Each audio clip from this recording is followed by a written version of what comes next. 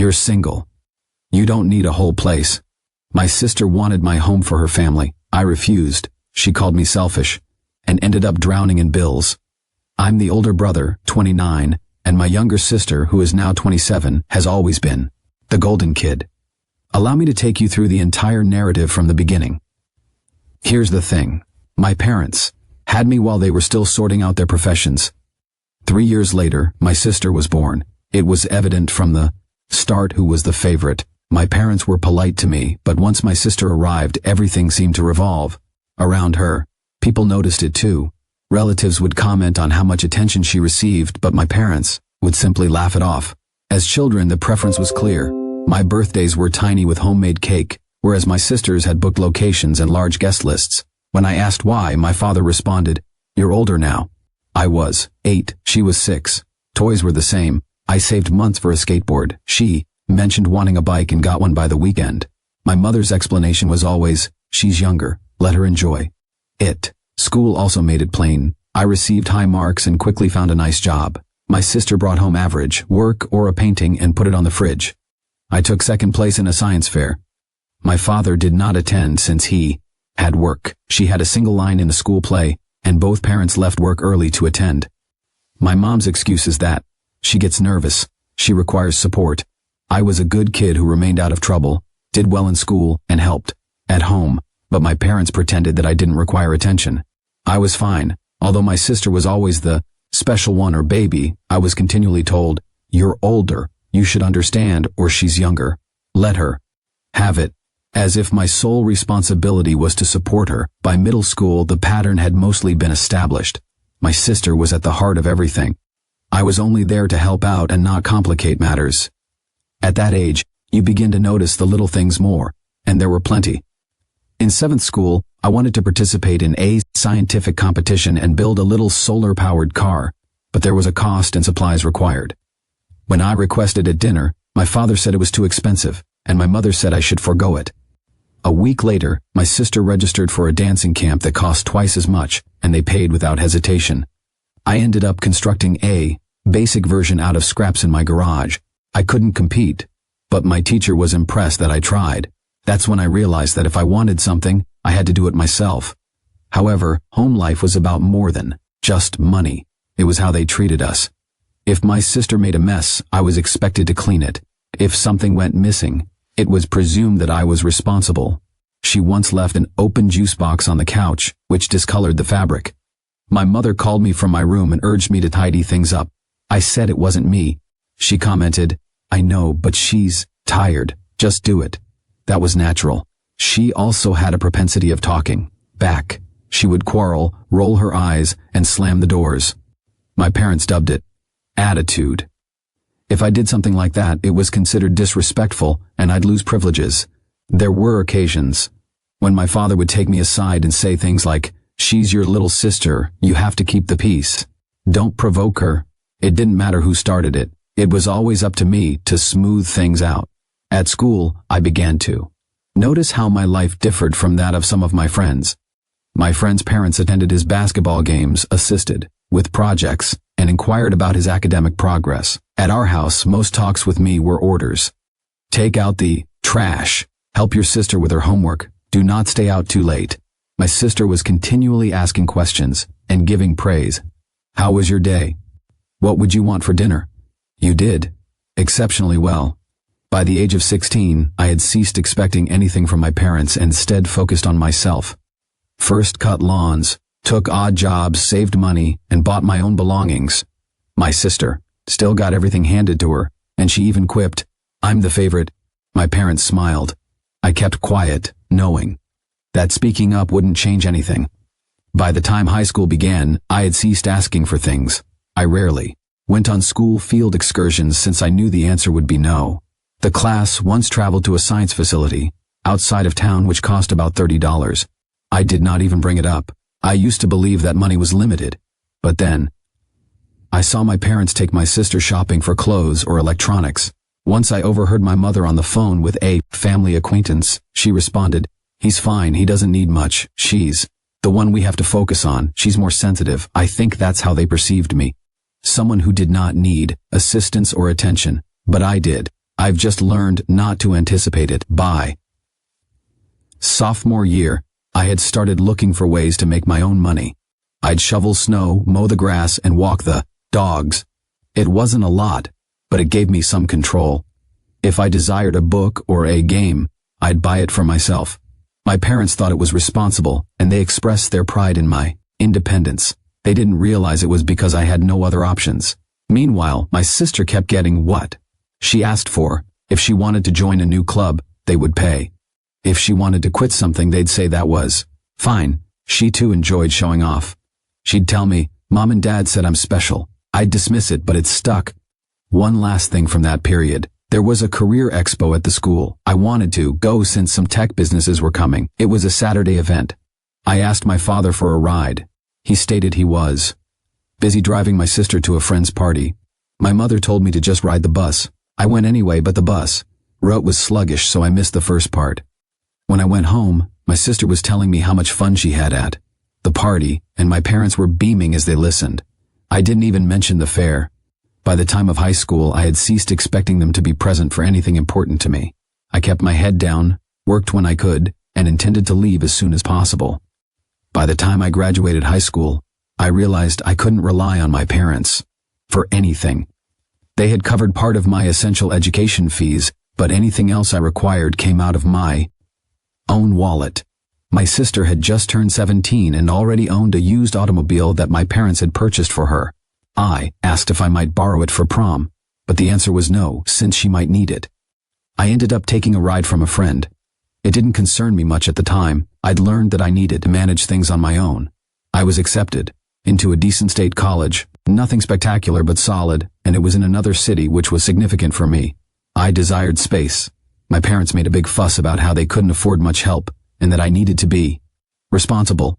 I was offered financial aid and a tiny scholarship. They paid for my second semester's books, but I covered the rest, including lodging, food, and transportation, with a combination of part-time employment and savings from mowing lawns and doing odd jobs in high school. My sister received a large good luck supper when she began community college later. When I departed for school, it was only a quick goodbye. The first year was difficult, but I learned a lot. I worked evenings at a coffee shop close to campus. On weekends, I took shifts in a bookshop. My grades were consistent, but I was unable to attend as many parties or hang out as some of my classmates. I did not mind. It was fantastic to know that I earned what I had. I had a strict budget. I kept a notebook with every expense, even to the smallest snack. When I wanted a new phone or a better laptop, I planned months in advance. I rapidly discovered that if money is not tracked, it evaporates quickly. Meanwhile, my sister remained the focus of my parents' attention. She transferred programs twice before deciding school wasn't for her. She lived at home without paying rent. They purchased her a modern car because the previous one was unreliable. I found out about it when my mother called to ask for help setting up the Bluetooth. It did not surprise me. During family dinner, she would whine about being bored or wishing to travel. My parents would nod and say, "We'll figure something out." When I stated that I was taking 16 classes and working 30 hours a week, they'd just respond, "You've always been good at managing things." My sophomore year, I got a better job. One of my professors assisted me in obtaining an employment as an assistant at a small technology business in downtown. It paid more than the coffee business, and the owner did not mind my class schedule. I kept the bookstore shifts on weekends. Most days I left my apartment at 8 a.m. I came back after dark, but my savings grew. I created my first genuine bank account and began contributing to a tiny emergency fund. I recall sitting at my tiny desk, proud of the $600 I had managed to keep unspoiled. It wasn't a lot, but it was mine. The absence of support from my family no longer bothered me. It became normal. I rarely called home save for birthdays and holidays. My parents would inquire how school was doing, then discuss my sister's current plans. She worked at a shop for a month before quitting because she disliked the hours. My mother told me she just needed to find her passion. I was tempted to mention that I didn't much enjoy working double shifts, but I kept quiet. By junior year, I had streamlined everything. I moved into a cheaper apartment with 2 roommates, sold my old bike, and used the money I had saved to buy a second-hand automobile. It was not fancy, but it was dependable. Every dime counts. I found freelancing employment online, simple data input coaching, or anything that pays. I also began reading about investment. Nothing major, just fundamentals like saving, budgeting, and compound interest. I didn't have much, but I enjoyed the thought of being prepared. My parents organized a lavish celebration for my sister's 19th birthday. She received a new laptop and a week-long trip to the coast with her pals, which they paid for. I wrote her a simple note that read, "Happy birthday. No party for me when I turn 21. I celebrated by working a shift and getting takeout with a friend. It did not hurt. It was simply the way things were. My parents set various standards for us. They always have. I just made sure to stay focused. By the time I was about to graduate, I'd saved enough for a deposit on an apartment and had paid off my tiny student debts. I didn't immediately notify my parents since I didn't want to hear comparisons or comments. When I mentioned it during a phone call, my father responded, "Good. Now, maybe you can help your sister when she needs it." That line resonated with me. It was not intended as a joke. They actually saw me as her backup plan. That was when I resolved that whatever I made would be for myself. I would not let their priorities influence mine. Well, after graduation, I remained in the same place where I attended school. The computer company where I worked part-time offered me a full-time position. It wasn't a lot of money, but for a 23-year-old just out of college, it was adequate. I moved into a better apartment with one roommate, kept my car running, and began saving money each month. I had a plan: continue to work hard, save money, and eventually buy my own place. At home, nothing has changed. My sister, at 21, was still living with my parents. She did not return to school after dropping out of community college.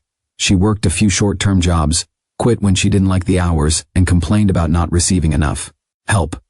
My parents treated her as if she were under siege. Every time I called, the conversation always revolved around her. "Your sister is figuring things out. She's stressed. Be nice to her. She's sensitive." Around this time, the rudeness became more noticeable. When I visited for the holidays, she treated me as if I were a visitor in her home. She'd leave her belongings everywhere, make disparaging remarks about my clothing or automobile. "Wow, you're still driving that old thing. Do you even have time to live your life working all the time?" If I ignored her, she would press, "Why are you so quiet? Are you too good for us right now?" One Thanksgiving, I brought a little basket of food and drinks. Nothing spectacular, just something to give. She rolled her eyes and said, "Thanks, but Mom already covered everything. You really don't have to show off." My parents didn't say anything to her. My father actually told me, "Don't be offended. She jokes like that." When she started seeing a guy, things got worse. She bragged about how supportive he was and how they were going to do great things. At one dinner, she made a point of mentioning he doesn't just work all the time like some people. My mother chuckled. My father said, "She just wants you to loosen up." I kept my distance, but I recognized the trend. They minimized all of my wonderful work. Whatever she accomplished, they exaggerated. Around that time, I received my first promotion. My manager summoned me to his office and offered me a team lead role. I was proud of it. I planned a modest dinner with close friends and sent invitations to my parents and sister. They said they will attempt to arrive. The day arrived. I reserved a good site. Nothing fancy, but I wanted to celebrate. Everyone but my family showed up. I called my mother thereafter. She corrected herself. "Oh, sorry. Your sister got a new certification and we went out with her. It was some online class certificate, nothing career-changing, but they acted like it was a major milestone." My dad interrupted. "You know how she gets." We were unable to reject it. That night, I realized I had stopped expecting them to show up for me. Despite the home drama, work was satisfying. I kept moving higher, saving more, and looked for methods to advance. I learned to avoid unnecessary expenses. I started reading more about money, investments, and property. My weekends were spent relaxing, meeting friends, and checking listings. My long-term goal was straightforward. I want to own my own apartment before I turned 31. My parents' calls remained the same. If they contacted me, it was typically about my sister. "Could you help her with her resume? She needs help with a loan. She's thinking of launching a business. Perhaps you can guide her." If I stated I was busy, they would become cold. My mother once told me, "Don't forget where you came from." I didn't dispute. I just continued doing my own thing. During one visit home, I eventually confronted them. My sister had been moaning about her employment, claiming she deserved more money. My mother turned to me and said, "Maybe you can talk to your boss about hiring her." I responded, "She doesn't have the experience." I worked for this. My father scowled and said, "Don't be selfish. Family helps family." My sister smirked. "You act like you're some big deal. It's just a job." That night, I drove back to my apartment and made a choice. I would never let them decide what I owed. I was not harsh about it. I simply stopped disclosing details. I didn't tell them how much I earned, where I invested, or what I had planned. When they inquired, I kept things short. It wasn't fury, but rather strategy. By the age of 26, my financial situation had improved beyond my expectations. I had a healthy bank account, a dependable automobile, and no debt. My sister was still living at home. She had a newer automobile, which my parents helped her buy, and they paid for some of her costs. She'd make online comments about her independence, but I knew the truth. She eventually totaled the automobile. When my parents reminded me that I should keep an eye out for her, I simply nodded. I was not going to argue. I had bigger plans and did not need their approval. Every snide remark and overlooked moment only made it clearer. They were not going to change, and neither was I. By the time I was 27, I'd established a good routine, work was consistent, and my savings finally looked like something. I kept my spending modest and said no to many things. My buddies called me stingy, but I knew what I was doing. I wanted to own something before turning 31. I began to look seriously at places. I spent my weekends researching listings, meeting agents, and crunching numbers. I wasn't looking for anything extravagant, just a tidy, stable apartment in a good location. After months of searching, I discovered it. 3 bedrooms, plenty of light, and near to work. The price was reasonable, and I could afford the down payment. Signing those papers felt like crossing the finish line. I did not inform my family right away. I waited until I held the keys in my hand. Then, I sent a group text featuring a snapshot of myself in front of the building. "Finally, I have my own place." It took a bit, but here we are. The responses were predictable. My mother answered, "Congrats. When are you having us over?" My father wrote, "Good job. Your sister will want to see it too." My sister responded, "Finally, it took you long enough." I invited them to a weekend lunch.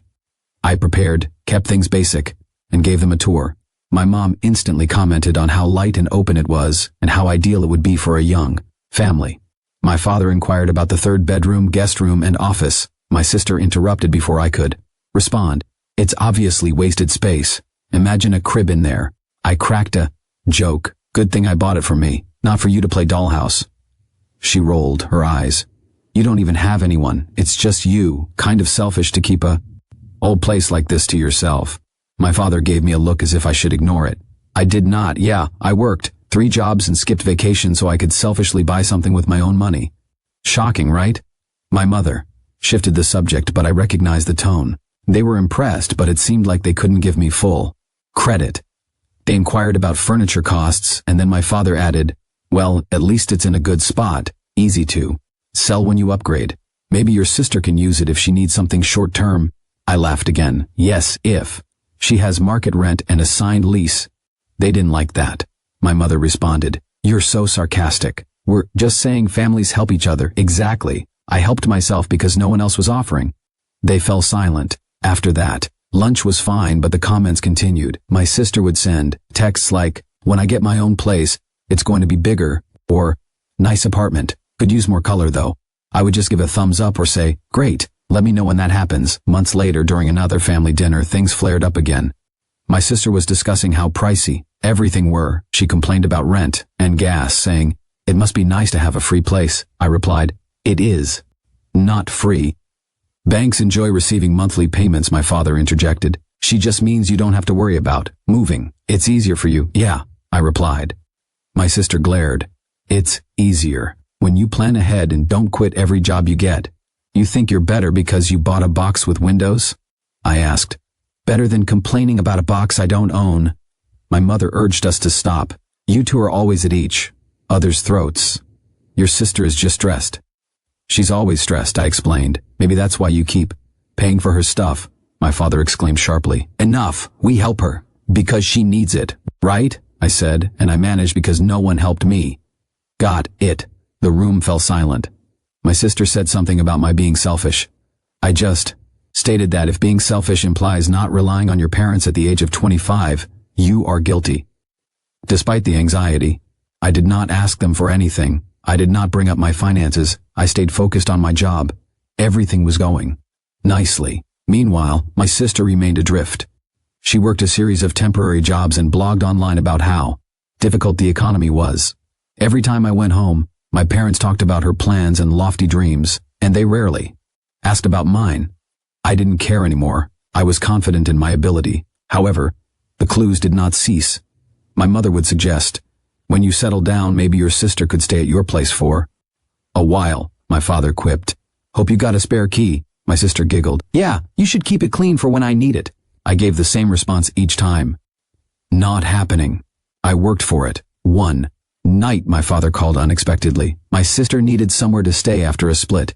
He asked if she may stay at my place for a few weeks. I said, "No, she's your sister." He said, "She's also an adult." I responded, "She's got 2 parents and a bus pass. She'll be fine." He didn't like that. "You've changed." "No," I replied. "I just stopped being the backup plan." I could feel the sting, but I didn't feel guilty. I was clear from the beginning. What I built was mine. They had several years to treat me like family. They chose to treat me as if I were a support staff member. Now I was only returning the same energy. Months later, I had everything running just as I intended. Work was steady. I had savings. My space was properly decorated and felt like mine. My sister, meantime, remained at home. She had 3 jobs and a brief relationship that ended horribly. My parents continued to treat her as if she were frail, whereas I was the responsible one. Then came the family barbecue. It was late July. Everyone was present. Parents, aunts, uncles, and cousins. I arrived with some drinks and sides. My sister arrived last, arms around her lover. The entire family surrounded her as if she were the guest of honor. 2/3 of the way through, she stood up with a wide smile. "I have news," she announced, raising her glass. "We're having a baby," everyone shouted, hugged her, and congratulated her lover. I approached her and said, "Congratulations. I hope you're ready for no sleep." She smirked. "Well, I'll have a lot of help, right?" I didn't give it much thought. Then the night went on. Then my aunt inquired, "So, are you still planning a wedding?" My sister replied, "Yes, but the timeline is complicated now." She turned to me and smiled overly warmly. "Actually, this is the perfect time to bring this up. I've been thinking about your apartment. It would be the perfect place for us, close to everything, plenty of space for the baby." I was nearly laughing, thinking it was a prank. "Good thing I bought it for myself, not for a lease," she scowled. "First, am serious. We can't stay with mom and dad forever. I need a safe haven, and you have that second room you don't even use." "You're correct," I answered. "It's for my office and my stuff." "It's crazy how people use rooms in their own homes." She rolled her eyes. "Come on, you don't even have a family. It's just you. This would really help me out. I worked 3 jobs for years to get it. Maybe you could try that method. My mom got involved. She's asking because she needs it. You're single. You can wait a little while to get another one." She was staring at me. "Wait, you want me to hand over the place I bought because she's pregnant?" My dad responded. "She's starting a family. That's more important right now. You'll understand when you have kids." I shake my head. "So all those years I was on my own, working, paying rent, saving, none of that counted. But she gets pregnant and suddenly my work belongs to her. My sister's arms are crossed. Don't make it a big deal. You can rent somewhere else for a year or 3. We'll take good care of your place." I laughed. "Yeah, because you're famous for taking good care of things like that job you quit after 4 weeks or the car you totaled." "Wow," she remarked with a loud voice. "So, you're going to hold that over me forever? I thought family helped each other." "They do. I informed you. When it's a 3-way street, not when it's a 1-way handout." My mother's expression stiffened. "You always have to bring up the past. She's asking for help during a hard time." "Hard time" was all I responded. "They made a decision. I did not sign anything. I am not their safety net." My father's voice increased. "Don't talk like that. She's your sister. Show some respect." I got up. "Respect works both ways. Respect my work, money, and home." The table fell silent. My sister started crying. "You're so selfish. You've always been like this. It's just one thing and you can't do it for me." "One thing? You've had everything since you were a kid. The parties, the car, the attention. I got lectures. Now you want my place." She grew furious. "Fine. Keep your stupid apartment. Don't expect us at your next big moment. We won't bother." Trust me, I told you. I stopped expecting you years ago. My mother murmured something about my being cold. My father shook his head, as if I were a disappointment. I scooped up my belongings. I came here to eat a burger, not to be shamed for owning something. I'll see you around. On my way out, my sister called after me. You're going to regret this when you're alone. I turned and answered. Better alone than broke and bitter. That was the last time I attempted to be polite about it. The text began arriving the next day. My father wrote she cried all night. I hope you're happy. My mother said, we raised you better than this. My sister sent a wall of texts about how I wrecked her pregnant pleasure. I did not respond. 3 days later, my sister called to say, fine, I don't want it anymore, but you could at least give us money to get a place. I chuckled. You want me to pay you because I said no to giving you my home? That's creative. She left a message. Following that, the family group chat became sour. My parents acted distant. They implied that I had become haughty. I didn't care. I had a job, savings, and my own space. I had worked for it. I was not going to give it up because someone else couldn't handle theirs. Following the gathering, I decided to draw a hard line. I didn't react to any additional guilt texts.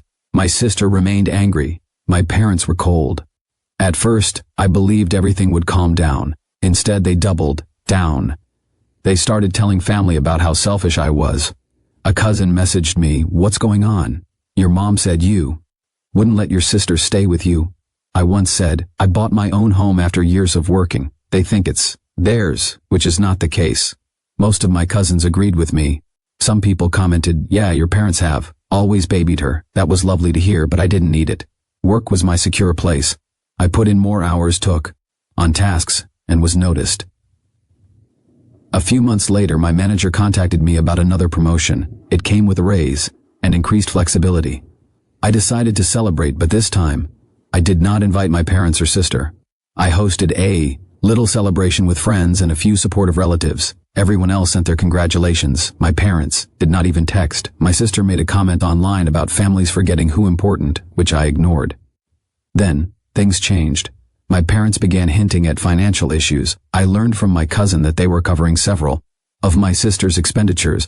She left another job throughout her pregnancy because it was too stressful. They were paying a portion of her rent, auto insurance, and hospital bills.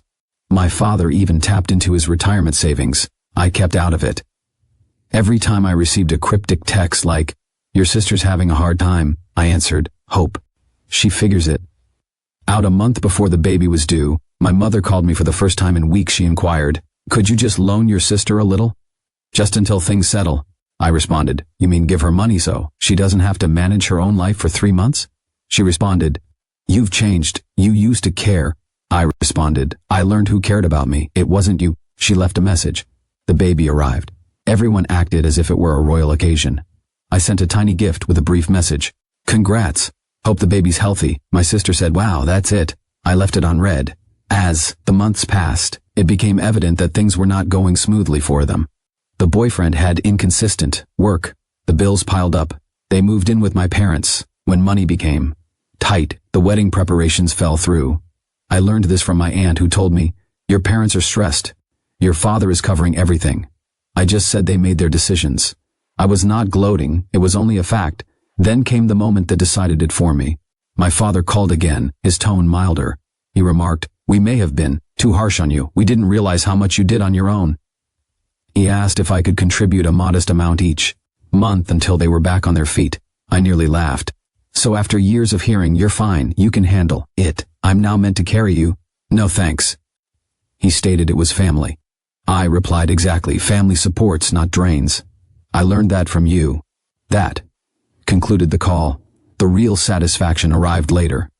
My company hosted a large end-of-year function. They recognized certain staff for significant contributions. I was one of them. My photo was displayed on a screen and my name was mentioned in front of the entire company and some local media.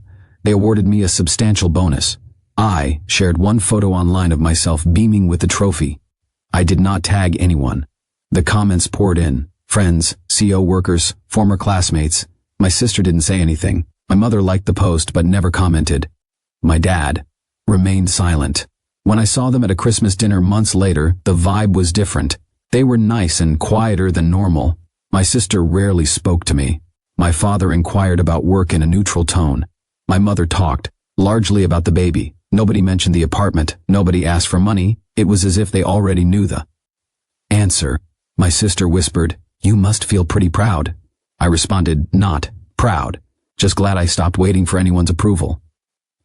My father shook his head slightly but did not disagree. My mother hugged me swiftly and murmured, "Drive safe." That was it. Looking back, I don't believe I ever received the apology I deserved. But I have something better. Distance, control, and proof. That I can construct anything without them. The child who was instructed to understand while his sister had all the attention grew into a guy who did not require their attention at all. They are still the same folks. She is still entitled. They are still enabling. But none of this matters anymore. I've got my place, my job, and my peace. When I locked my door at night, I recall that. Every piece of furniture, every payment paid, and every inch of that apartment were the result of my own efforts.